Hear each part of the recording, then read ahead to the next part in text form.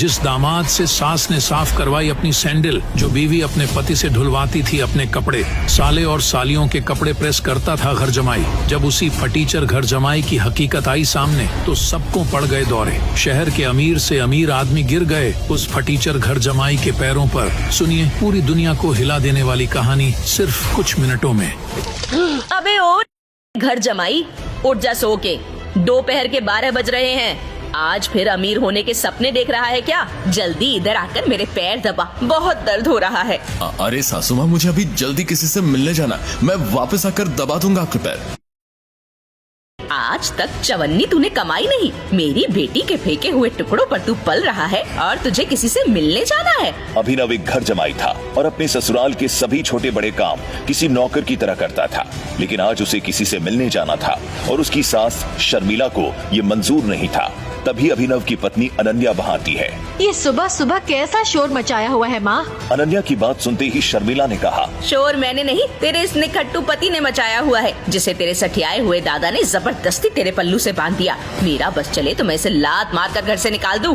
शर्मिला की बात सुनकर अनन्या अभिनव से कहती है, अभिनव, तुम्हें जहाँ भी जाना है पहले मम्मी का काम करके ही जाना। अनन्या, मैं नहीं रुक सकता, मुझे अभी जाना ही होगा, सॉरी। इतना कहकर अभिनव वहाँ से निकल जाता है और ये देखकर शर्मिला का गुस्सा 7वें आसमान को छू जाता है। वापस आने दो इस को। आज इसको जंगल में न छोड़ दिया तो मेरा नाम भी शर्मिला नहीं। अब कैसे बचेगा अभिनव अपनी सास के गुस्से से? क्या अभिनव की आज शामत आने वाली है? क्या होगा आगे?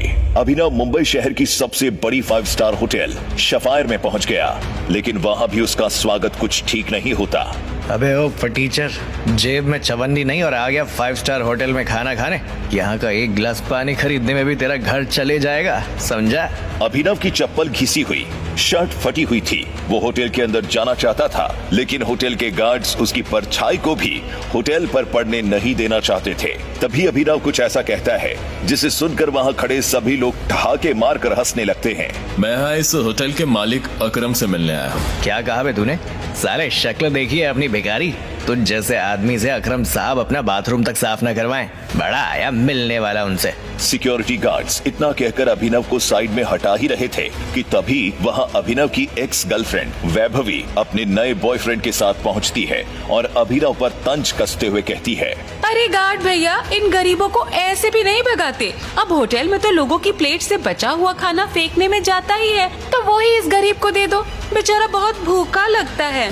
अभी कुछ दिन पहले ही वैभवी अभिनव के साथ जीने मरने की कस्में खाया करती थी और आज वो उसके ही साथ किसी भिखारी की तरह बर्ताव कर रही थी। तभी वैभवी का बॉयफ्रेंड देवेंद्र अभिनव के पास ही थूकते हुए कहता है, मुझे तो विश्वास नहीं होता वैभवी कि ये तुम्हारा बॉयफ्रेंड था। देवेंद्र की इस बात को सुनकर अभिनव के गुस्से का ठिकाना नहीं था, लेकिन इससे पहले कि वो कुछ कहता, वहाँ एक आलीशान मर्सिडीज कार आकर रुकती है। उस कार के रुकते ही गेट पर खड़े सभी गार्ड्स उस गाड़ी की तरफ दौड़ते हैं। अरे जल्दी चलो, अकरम साहब आ गए। कोई गेट खोलता है तो कोई छाता निकालता है। सारे गार्ड्स उस कार में बैठे शख्स के उतरने का इंतजार कर रहे थे। तभी उस कार में से उस होटल का मालिक अकरम निकलता है। कार के नीचे उतरते ही अकरम की नजर उस भीड़ पर पड़ती है जिसने अभिनव को घेर रखा था। उस भीड़ को देखकर अकरम अपने गार्ड से पूछता है, ये होटल के मेन गेट पर इतनी भीड़ क्यों इकट्ठा है? कोई फटीचर है, कह रहा था कि आपने उसे यहाँ बुलाया है। गार्ड्स की बात सुनकर अकरम अपनी तेज आवाज में कहता है, कितनी बार बोला है तुम लोगों को, मुझे ऐसे लोग मेरी होटल के सामने नहीं चाहिए, फौरन बाहर फेंको उसे। अकरम की बात सुनते ही तुरंत 4 गार्ड्स अभिनव की तरफ बढ़ते हैं और उसे वहां से उठाकर बाहर ले जाने लगते हैं। गार्ड्स अभिनव को अकरम के सामने से ही उठाकर ले जा रहे होते हैं कि तभी अकरम की नजर अभिनव के हाथ में पहनी एक अंगूठी पर जाती है और उसके बाद जो होता है उसे देखकर वहां खड़े सभी लोगों की दुनिया हिल जाती है। रुक जाओ, नीचे उतारो उन्हें। अभिनव के हाथ में उस अंगूठी को देखते ही अकरम उन गार्ड्स को रोकता है और अभिनव को नीचे उतारने को कहता है। अकरम की बात सुनकर गार्ड्स अभिनव को तुरंत ही नीचे उतार देते हैं। इधर गार्ड्स अभिनव को नीचे उतारते हैं और उधर करोड़पति अकरम अभिनव के पैरों में गिर जाता है। मुझे माफ कर दो टाइगर, मैं आपको पहचान नहीं पाया। आखिर क्यों शहर का सबसे बड़ा बिजनेसमैन गिर गया अभिनव के पैरों में? आखिर उस अंगूठी का क्या था राज? अपने सासू द्वारा प्रताड़ित होने वाले घर जमाई से आखिर क्यों माफी मांगने लगा शहर का सबसे बड़ा करोड़पति? ऐसा क्या खास छुपा था अभिनव के व्यक्तित्व में? क्या कोई राज था जो सिर्फ अकरम को ही पता था? क्या वो राज सबके सामने आ पाएगा? जानने के लिए नीचे दी गई इंस्टॉल लिंक पर क्लिक करिए और तुरंत सुने इस रोमांचक कहानी द रिटर्न ऑफ टाइगर को सिर्फ और सिर्फ पॉकेट FM ऐप पर। जल्दी करें, ये शो सिर्फ आज के लिए फ्री है। अकरम के साथ हुई इस मुलाकात के बारे में अभिनव ने किसी से कुछ नहीं कहा। अगली सुबह जब अभिनव अनन्या को टिफिन देने उसके ऑफिस पहुंचा, तो उसने देखा कि ऑफिस में भागदौड़ मची हुई है। फिर भी वो कानों में हेडफोन्स लगाकर अपनी धुन में मस्त था। भागदौड़ की वजह हाल ही में ब्रेक हुई न्यूज थी। बिजनेस जगत से आ रही एक बड़ी खबर। सिंह इंडस्ट्रीज को लगा भारी झटका। उनके हाथ से फिसला 200 करोड़ का सरकारी टेंडर और चला गया आहूजा कॉर्पोरेशंस के पास। सिंह इंडस्ट्रीज की दिशा बदलने के लिए ये टेंडर आखिरी उम्मीद थी। मार्केट में इस खबर से सिंह इंडस्ट्रीज के शेयर्स में आ रही है भारी गिरावट। अनन्या सिंह अपनी कंपनी की डूबती नाव को कैसे संभालेंगी, ब्रेक के बाद इस खबर पर करेंगे हमारे एक्सपर्ट्स के साथ चर्चा। बने रहे हमारे साथ। Guys, the situation doesn't look good. ये हमारा आखिरी मौका था सिंह इंडस्ट्रीज को रिवाइव करने का। टीवी बंद करते ही चिराग ने कॉन्फ्रेंस रूम में बैठे सभी लोगों से कहा। चिराग अनन्या का दोस्त और बिजनेस पार्टनर था। दादाजी के गुजरने के बाद बिजनेस को संभालने के लिए अनन्या ने चिराग को अपना पार्टनर बनाया था। वैसे तो उसे अनन्या का लाइफ पार्टनर बनना था, लेकिन अनन्या के दादाजी ने मरने से पहले जबरदस्ती अनन्या की शादी एक गरीब डिलीवरी बॉय अभिनव से करा दी थी। अनन्या बिल्कुल खामोश अपनी कुर्सी पर बैठी थी। तभी उसके बगल में बैठे कंपनी के चीफ फाइनेंशियल ऑफिसर मौतिक ने कहा, अनन्या, टेंडर न मिलने से हमारे सारे इन्वेस्टर्स ने अपना हाथ खींच लिया। The balance sheet doesn't look good. अगर यही हाल रहा तो हमारा दिवालिया निकल जाएगा। दिवालिया? नहीं, ऐसा नहीं हो सकता। इस कंपनी को दादाजी ने अपने खून पसीने से बनाया था। सालों की मेहनत से सिर्फ देश में ही नहीं, विदेश में भी सिंह इंडस्ट्रीज का परचम लहराया था, और आज एक झटके में सब खत्म। ऐसा नहीं हो सकता, कोई तो तरीका होगा। अनन्या बेटे, तुम्हारे दादाजी के समय पर हमारे कुछ पुराने एसोसिएट्स थे और हमने उनके देहांत के बाद चिराग के इंस्ट्रक्शंस पर उनके साथ डील करना बंद कर दिया था। अगर हम उनसे मर्जर की बात करें तो हमें ओ रवि काका, नॉट अगेन। आज के न्यूज के बाद कोई हमसे मर्जर नहीं करेगा। That's not an option.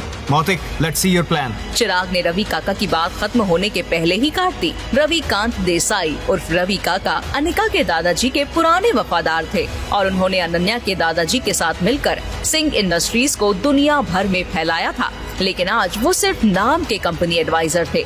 उधर रोज की तरह अभिनव दुनिया से बेखबर अपनी ही धुन में, हाथों में अनन्या का लंच बैग और कानों में हेडफोन्स लगाए ऑफिस आया और मुस्कुराते हुए अनन्या की सेक्रेटरी मिसेस लोबो से बोला, good morning Mrs Lobo, it's a bright beautiful Monday. कैसी हैं आप?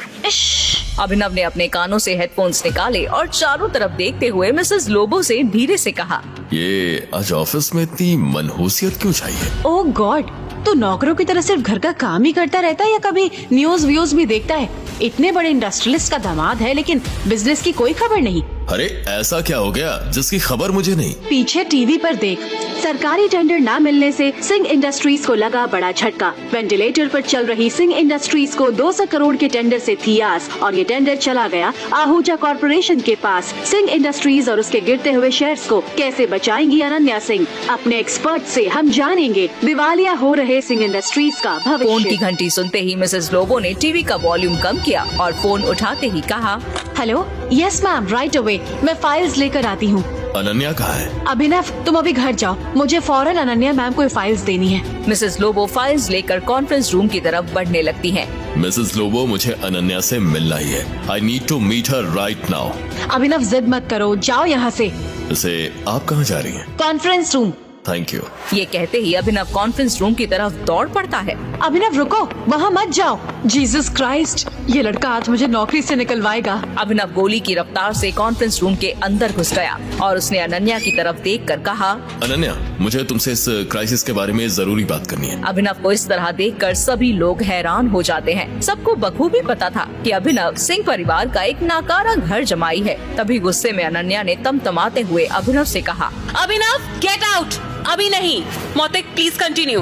अनन्या, मेरे पास इस मुसीबत से निकलने का रास्ता है, मुझे सिर्फ 5 मिनट दे दो। अभिनव का इतना कहना ही था कि तभी चिराग अपनी कुर्सी से उठा और अभिनव को जबरदस्ती बाहर धकेलते हुए बोला, ये कॉन्फ्रेंस रूम है, कोई सब्जी मंडी नहीं जो मुंह उठाकर चले आए।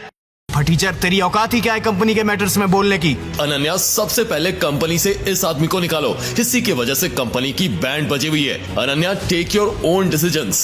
चिराग अभिनव को कॉन्फ्रेंस रूम के बाहर धकेल देता है, जिसे देख ऑफिस में काम कर रहे सभी लोग अपनी अपनी जगह पर खड़े हो जाते हैं और कानाफूसी करने लगते हैं। तभी चिराग चिल्लाता है, सिक्योरिटी, सिक्योरिटी, ऑफिस के बाहर फेंको इस आदमी को। भागते हुए 2 सिक्योरिटी गार्ड्स अंदर आते हैं और अभिनव को पकड़कर बाहर ले जाने लगते हैं। मिसेस लोबो को अभिनव की हालत पर तरस आने लगता है और वो चिराग से रिक्वेस्ट करते हुए कहती है, sir, I will handle this matter. आप प्लीज अंदर मीटिंग में जाएं। गुस्से में लाल चिराग वापस कॉन्फ्रेंस रूम में चला जाता है और अभिनव को लेकर सिक्योरिटी जब रिसेप्शन पर पहुंचती है तो मिसेस लोबो कहती है, लीव हिम नाउ।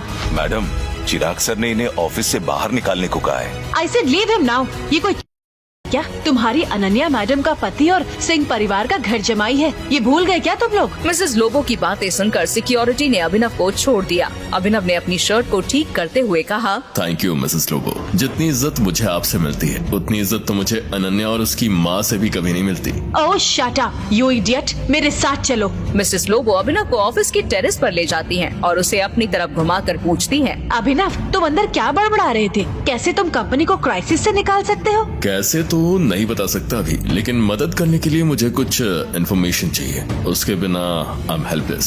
कैसी इन्फॉर्मेशन? मुझे कंपनी के इन्वेस्टर्स की डिटेल्स, शेयर होल्डर्स की लिस्ट और बैलेंस शीट देखनी है। उसके बाद ही मैं कुछ कर पाऊंगा। एक फटीचर रोड छाप आदमी इतनी बड़ी बड़ी बातें कैसे कर रहा था? कैसे अभिनव को बिजनेस की इन बारीकियों के बारे में पता था? मिसेस लोबो अभिनव की बातें सुनकर काफी हैरान थी, लेकिन उन्होंने अभिनव की काबिलियत पर सवाल न करते हुए कहा, मैन, अंदर जो हुआ उसके बाद ऑफिस का कोई स्टाफ इस काम में तेरी मदद नहीं करेगा, लेकिन एक आदमी है जो तुम्हारी मदद कर सकता है, अगर तुमने उन्हें कन्विंस कर लिया तो।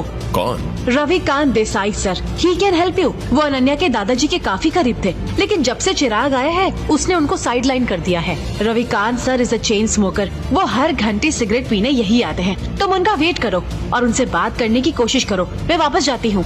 अभिनव वहाँ खड़ा होकर रविकांत देसाई का इंतजार करने लगता है। इसी बीच उसने अपने जेब से फोन निकाला और किसी को कॉल किया।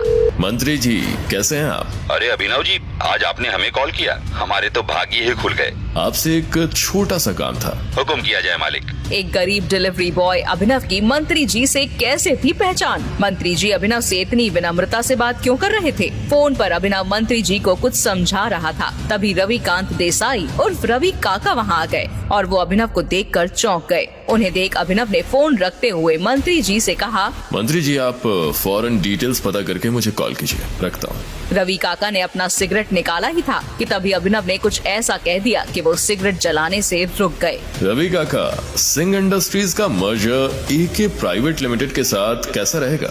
एके प्राइवेट लिमिटेड, ये तो हमारे सबसे पुराने एसोसिएट थे, लेकिन अभिनव, इनके बारे में तुम कैसे जानते हो? इसके बाद अभिनव ने रवि काका को कुछ ऐसा बताया कि उसे सुनने के बाद उनके होश उड़ गए। उन्होंने अपनी सिगरेट वापस रखी और अभिनव को अपने साथ कॉन्फ्रेंस रूम ले गए। कॉन्फ्रेंस रूम में रवि काका के साथ अभिनव को देख चिराग ने दहाड़ते हुए कहा, गरीब फटीचर, तू गया ना यहाँ से? चिराग, बिहेव योरसेल्फ। अन्य बेटे, तुम्हें अभिनव को एक मौका देना चाहिए। He has a plan। Plan? वो भी इस सड़क छाप के पास? बरखुरदार, जितनी तुम्हारी उम्र नहीं है उतना मुझे इस कंपनी को चलाने का एक्सपीरियंस है। हमें अभिनव की बात सुननी चाहिए। ऐसे कैसे बोल सकते हैं? क्या कहना चाह रहे हैं आप? इन सब नोक-झोंक के बीच अनन्या एक गहरी सोच में थी। उसे अपने दादाजी की कही एक बात याद आ रही थी। अनन्या बेटे, अभिनव तुम्हारे लिए एक अच्छा जीवन साथी है और हमेशा याद रखना, जब तुम पर या सिंह इंडस्ट्रीज पर कोई मुसीबत आएगी तो अभिनव ही तुम्हें उससे बाहर निकालेगा। सामने चल रही बहस को देख अनन्या जोर से चिल्लाती है, चिराग, जस्ट शट अप। ये मत भूलो ये कंपनी मेरी है और हर डिसीजन का वीटो पावर मेरे पास है। अभिनव बैठो और जल्दी कहो। अनन्या का चिराग पर चिल्लाना देख अभिनव को बहुत खुशी हुई। रवि काका ने अभिनव को अपनी बगल वाली कुर्सी पर बिठाया। बैठते ही सामने रखे पानी के ग्लास को अभिनव ने एक सांस में गटक लिया और फिर कहा, अनन्या, मुझे कंपनी के इन्वेस्टर्स की डिटेल्स, शेयर होल्डर्स की लिस्ट और बैलेंस शीट देखनी है। उसके बाद ही मैं कुछ कह पाऊंगा। This is too much. हम किसी से भी अपने कंपनी के डिटेल्स शेयर नहीं कर सकते। मौतिक, अभिनव को अपना लैपटॉप पास करो। अनन्या, इस गधे अभिनव की बात सुन रही हो तुम? चिराग, माइंड योर लैंग्वेज। ये मत भूलो अभिनव मेरा पति है। 2 साल में पहली बार अभिनव ने अनन्या को उसके लिए लड़ते हुए देखा था। अनन्या की बात सुनते ही उसका सीना चौड़ा हो गया और मुस्कुराते हुए अभिनव ने मौतिक की तरफ देखकर कहा, May I have the laptop? मौतिक ने अनमने मन से अपना लैपटॉप अभिनव को पास किया। कुछ देर तक लैपटॉप पर फाइल्स चेक करने के बाद अभिनव ने कहा, अनन्या, स्टेटमेंट्स में बहुत सी इरेगुलरिटीज हैं और हमारे इन्वेस्टर्स के छोड़ के जाने का एक पैटर्न भी दिख रहा है। बैलेंस शीट में कुछ ट्रांजैक्शंस पर भी मुझे डाउट है। क्या बकवास कर रहे हो? ये सब तो हवाई बातें हैं। पहले ये बताओ, कंपनी को दिवालिया होने से कैसे बचाओगे? शेयर्स के गिरते प्राइसेस को कैसे कंट्रोल करोगे अभिनव? हाँ, गुस्से में मौतिक और चिराग ने अभिनव की बातों को नकारते हुए कहा, हमें अपने कंपनी के शेयर बाय बैक करने होंगे। Brilliant idea. तुम्हें क्या लगा अभिनव, हमने इसके बारे में सोचा नहीं होगा? अभिनव, हमारे पास फंड कहाँ है? एक minute, let me make a call. इतना कहते ही अभिनव ने अपने फोन से एक नंबर मिलाया और उसके बाद जो उसने फोन पर कहा उसे सुनकर अनन्या के साथ सबके होश उड़ गए। चिराग और मौतिक की आंखें फटी की फटी रह गईं। मिस्टर अकरम, मेरी बात ध्यान से सुनिए। एके प्राइवेट लिमिटेड से सिंह इंडस्ट्रीज को 500 करोड़ तुरंत ट्रांसफर कीजिए। दूसरी बात, एके प्राइवेट लिमिटेड और सिंह इंडस्ट्रीज के बीच मर्जर की अनाउंसमेंट कर दीजिए और आहूजा कॉर्पोरेशन के सारे शेयर्स खरीद लीजिए जल्दी। रवि काका अभिनव की बातें सुनकर मुस्कुरा रहे थे, लेकिन अनन्या अभिनव की इतनी बड़ी बड़ी बातें सुनकर हैरान थी।